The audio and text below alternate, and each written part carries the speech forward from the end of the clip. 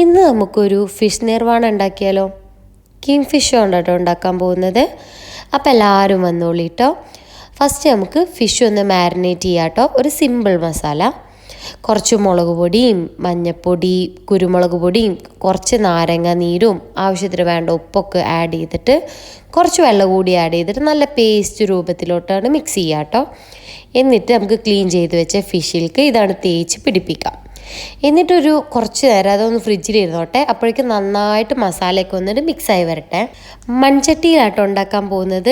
അതിന് വേണ്ടി ആദ്യം വാഴൻ്റെ ഇല ഒന്ന് വാട്ടിയെടുത്തിട്ടുണ്ട്.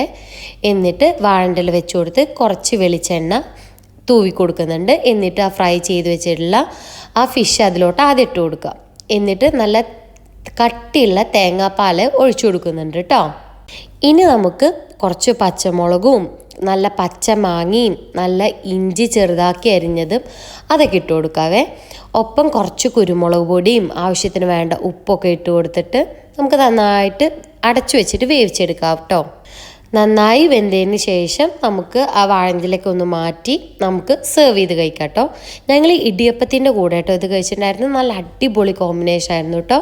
ആ തേങ്ങാപ്പാലിൻ്റെ ടേസ്റ്റൊക്കെ നന്നായിട്ട് എടുത്ത് കിട്ടുന്നുണ്ടായിരുന്നു. സബ്സ്ക്രൈബ് ചെയ്യാൻ മറക്കല്ല.